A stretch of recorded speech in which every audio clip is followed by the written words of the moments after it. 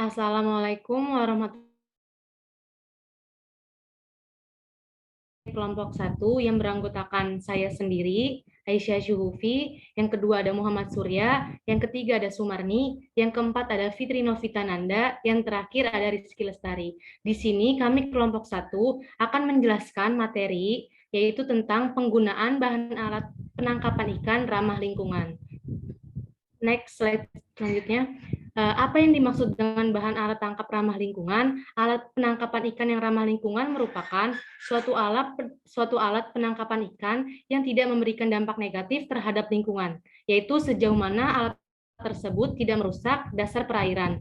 Alat tangkap ramah lingkungan ini memberi keuntungan dua sisi, yaitu sisi ekonomi dan juga kelestarian lingkungan. Melalui api yang ramah lingkungan, nelayan dan pemilik kapal sudah mendukung tujuan pemerintah Indonesia untuk bisa mewujudkan keberlanjutan ekosistem di laut.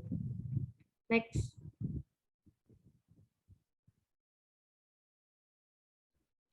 Berikut ada beberapa kriteria alat tangkap yang ramah lingkungan. Yang pertama, memiliki selektivitas yang tinggi. Alat tangkap ini diusahakan hanya dapat menangkap ikan atau organisme lain yang menjadi sasaran penangkapan saja. Yang kedua, hasil tangkapan sampingan. Merupakan penangkapan ikan non-target yang ditangkap dalam proses penangkapan, di mana penangkapan sampingan ini ditangkap bersamaan dengan penangkapan ikan target. Yang ketiga, memiliki hasil tangkapan yang berkualitas tinggi. Hasil tangkapan yang diperoleh masih mempunyai kualitas mutu yang baik. Yang keempat, yaitu tidak merusak habitat atau lingkungan. Alat tangkap yang tidak merusak habitat dapat dilihat dari metode penangkapannya. Next. Yang kelima ada mempertahankan keanekaragaman hayati, merupakan pengaruh buruk dari pengoperasian alat terhadap objek hayati yang ada. Baik, di sini akan saya jelaskan mengenai yang poin 6. Dapat diterima secara sosial, suatu alat yang dapat diterima oleh masyarakat apabila biaya investasi murah, menguntungkan secara ekonomis, tidak bertentangan dengan budaya setempat, dan tidak bertentangan dengan peraturan yang ada. Lalu ada pengoperasian tidak membahayakan keselamatan. Ada pula tidak melakukan penangkapan di daerah terlarang seperti lebih tangkap di kawasan konservasi, daerah penangkapan tertutup, daerah yang tercemar logam berat, dan lain-lain, dan tidak menangkap spesies yang dilindungi atau terancam punah. Boleh di next. Selanjutnya ada jenis tangkap ikan yang ramah lingkungan. Jadi ada alat tangkap pengilar atau portable trap, di mana alat tangkap ini hampir sama dengan bubuk, yang mana alat tersebut juga sebagai perangkap pengilar berbentuk persegi panjang, yang mana rangkanya dibuat dari besi dan badannya diberi jaring. Pengilar memiliki panjang 1,5 meter dan lebar 70 cm atau 1,5 meter dikali 70 cm.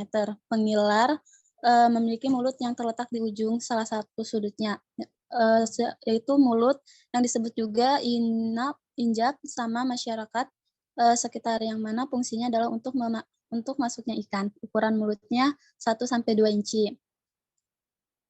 Selanjutnya ada alat tangkap bubu atau trap, yaitu bubu yaitu jerat yang dibuat dari kawat atau bambu dengan bentuk tertentu. Bubu terbuat dari anyaman bambu, sedangkan bingkainya dari rotan dan berbentuk bulat lonjong, memiliki satu pintu dan memiliki panjang 2 meter, lebar 40 cm, dan diameter lingkarannya 1 meter. Umpan yang digunakan untuk menarik ikan adalah buah sawit dan ubi kayu. Selanjutnya ada alat tangkap pancing vertikal atau troll line. Alat tangkap pancing vertikal ini merupakan alat penangkapan ikan yang mempunyai prinsip penangkapan dengan memancing ikan target, sehingga terkait dengan mata pancing yang dirangkai dengan tali menggunakan atau tanpa umpan. Jumlah mata pancingnya sendiri ada 17 mata pancing. Boleh di next. Selanjutnya ada alat tangkap jaring gillnet atau dry gillnet. Alat tangkap gillnet ini memiliki panjang 45 meter dan lebar 1,20 meter. Jarak antara pelampung 1 meter dan jarak antar pemberat 10 cm. Pelampung yang digunakan bisa menggunakan jerigen atau bisa dengan menggunakan styrofoam. Selanjutnya ada alat tangkap botol bekas atau water trap. Alat tangkap ini berasal dari sampah botol plastik yang dimanfaatkan sebagai alat untuk menangkap ikan.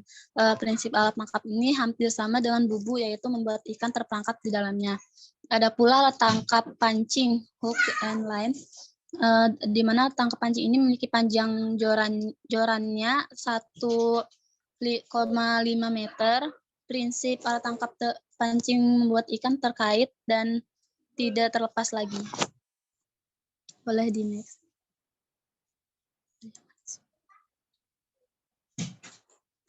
Selanjutnya ada alat tangkap tangkul atau live net.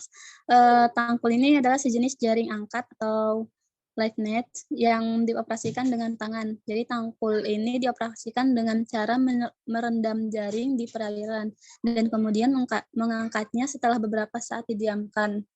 Tangkul mempunyai panjang 3,12 cm dan lebarnya 1,20 cm dan panjang pegangannya 1 meter. Selanjutnya ada alat tangkap serok besar, screw net. Alat tangkap serok besar ini prinsipnya mengajak atau mengiring lalu menyesatkan ikan ke dalam alat tangkap. Alat tangkap serok besar mempunyai ukuran panjang 2 meter dan lebar 1 meter. Dan serok besar mempunyai ukuran message lebih kurang 1 cm. Alat tangkap ini berbentuk persegi 4, yang mana pada sisi kiri dan kanannya terdapat bambu, yang mana berfungsi bambu sebagai rangka tempat mengikatkan badan jaring. Pada bagian bawah serok terdapat rantai yang fungsinya sebagai pemberat. Selanjutnya ada alat tangkap senapan. Alat tangkap senapan ini bentuknya seperti pistol yang terbuat dari kayu, namun bagian atasnya terdapat besi yang panjangnya 80 cm. Pada ujung salah satu besi tersebut dibuat runcing. Fungsinya agar ikan dapat tertancap dan badan senapan terbuat dari kayu yang mempunyai panjang 60 cm.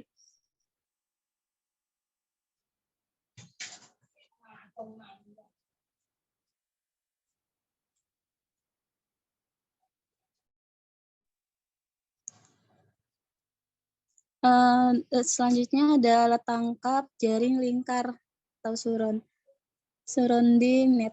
Alat tangkap timbun yang mempunyai panjang 50 meter dan lebar 1,50 meter. Cara pengoperasian jaring tambun adalah di tengah perairan, dibuat bingkai persegi 4, dan di tengah-tengah kotak tadi diisi dengan ranting, batang, dan dahan kayu. Fungsinya adalah sebagai tempat bermainnya ikan. Kemudian untuk mengikat ikan, maka di sela-sela kayu tersebut dikasih umpan. Perangkap yang udah dibuat tadi dibiarkan selama 1 hari supaya ikannya berkumpul di dalamnya. Setelah ikan terkumpul di tempat tersebut, maka barulah jaring tambun dipasang melingkari perangkap persegi 4 yang udah dibuat tadi dengan menggunakan sampan. Setelah jaring melingkar, barulah kayu dan ranting tadi dibuang, maka ikan-ikan tersebut terperangkap di dalam jaring. Setelah ikan terperangkap semua, barulah jaring tambun tersebut diangkat. Selanjutnya ada jala tebar atau casting net. Jala tebar ini termasuk alat tangkap yang cukup sederhana karena tidak membutuhkan biaya yang besar dalam pembuatannya. Bahannya juga terbuat dari nilon multifilamen dan bisa juga dari monofilamen. Dengan diameter sekitar 3-5 meter, pada bagian kaki jaring diberikan pemberat yang terbuat dari timah. Tangkap ini biasanya dioperasikan di perairan pantai dengan kedalaman sekitar 0,5-10 meter. Ini menurut Sudirman dan Malawa pada tahun 2004. Dara relatif tergolong alat tangkap yang merusak dengan hanya memenuhi 5 dari 10 indikator alat tangkap ramah lingkungan. Meskipun alat tangkap ini memiliki hasil jaring yang digunakan disesuaikan dengan ikan, target penangkapan. Namun alat tangkap ini akan bisa menangkap biota laut langka yang dilindungi seperti penyu dan dugong.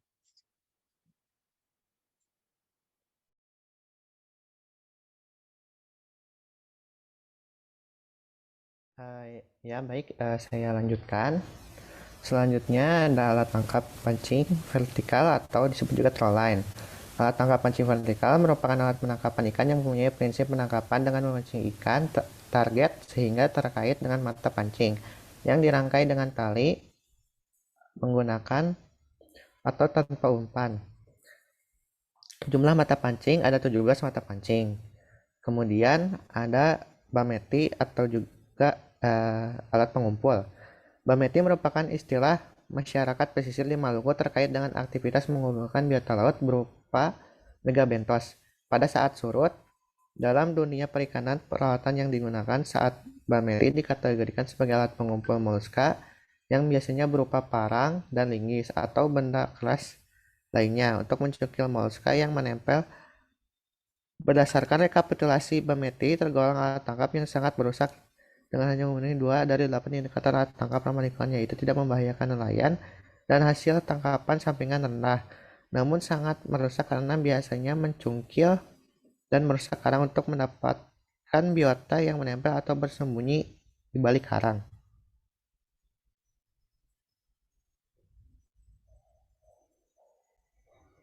Baik, kemudian akan saya lanjutkan. Selanjutnya ada bom molotov atau bahan peledak atau bisa juga blast fishing. Berdasarkan rekapitulasi, bom tergolong alat tangkap yang sangat merusak dengan tidak memenuhi 8 indikator alat tangkap ramah lingkungan, sehingga sangat mengancam terumbu karang. Penggunaan bom menurut Kawati DKK tahun 2001 memberikan dampak negatif karena penggunaan bahan peledak seberat 0,5 kg menyebabkan karang pada radius 3 meter hancur total. Sekitar 20% ikan terbuang sia-sia karena mengalami kehancuran akibat berada dekat dengan titik ledakan. Sekitar 40% ikan mengapung dan 40% sisanya tenggelam. Dan larva ikan akan ikut hancur. Selain itu, rusaknya terumbu karang akibat pengeboman menyebabkan perubahan habitat sehingga sebagian besar ikan dan invertebrata akan menghilang dan digantikan oleh komunitas yang didominasi karang atau Funia, bulu babi, diadema, dan dalam hal tertentu pecahan karang akibat pengeboman ditumbuhi oleh larva karang batu, planula, sehingga proses rekolonasi karang menjadi terhambat. Selanjutnya ada jaring insang dasar atau bottom gill net. Jaring insang dasar tergolong alat tangkap yang ramah lingkungan dengan memenuhi 6 dari 8 indikator alat tangkap ramah lingkungan, di mana tidak menangkap ikan berkualitas tinggi karena ikan yang terjerat jika dibiarkan lama akan mati sehingga menurunkan kesegaran ikan. Kelebihan alat tangkap ini adalah bersifat menetap, sehingga jika ditinjau dari aspek ramah lingkungan, tidak merusak karang secara meluas. Dikategorikan merusak karena pada bagian bawah kedua ujung jaring ditancap jangkar, sementara bagian tengahnya diberikan pemberat sehingga pengoperasiannya tidak merusak karang sehingga cukup rentan terhadap kerusakan. Selanjutnya ada potas atau obat bius, potasium cyanide. Nelayan yang menggunakan potas sebenarnya sudah mengetahui pelanggaran penggunaannya, namun mereka tetap menggunakannya secara sembunyi-sembunyi. Penggunaan potas adalah untuk mendapatkan ikan karang hidup dan tanpa cacat. Dengan cara menyemprotkan potas ke arah terumbu karang yang menjadi tempat persembunyian ikan, sehingga ikan mengalami pusing dan penangkapannya lebih mudah. Namun cara ini menurut Ikawati tahun 2001 sangat merusak terumbu karang karena penyemprotan potasium cyanida menyebabkan hewan karang mengalami stres dan mati. Bahkan ikan hasil tangkapan menggunakan potasium cyanida akan mempengaruhi kesehatan manusia jika dibeli dalam keadaan mati. Karena ikan yang mati menyimpan bahan kimia beracun dalam tubuhnya yang tidak sempat dikeluarkan melalui proses metabolisme. Potas tergolong alat tangkap yang sangat merusak dengan hanya memenuhi 2 dari 8 indikator alat tangkap ramah lingkungan, yaitu tidak menangkap spesies yang dilindungi dan tidak mengancam keselamatan nelayan, namun sangat merusak karang atau bleaching dan ikan target maupun non-target secara fisiologis akibat keracunan. Izin melanjutkan, berikutnya adalah beberapa penyebab terjadinya penangkapan ilegal. Yang pertama, terbatasnya sarana dan prasarana pengawasan. Yang kedua, terbatasnya dana untuk operasional pengawasan. Dan yang ketiga, terbatasnya tenaga polisi perikanan dan penyidik pegawai negeri sipil atau PPNS. Selanjutnya, selain penyebab ada juga beberapa dampak antara lain dapat merusak ekosistem di perairan, makhluk hidup yang ada terancam punah, yang ketiga merusak kualitas air, dan yang keempat ancaman terhadap keamanan perairan menjadi rawan, dan yang kelima penggunaan teknologi yang masih dapat menimbulkan dampak negatif yang luas.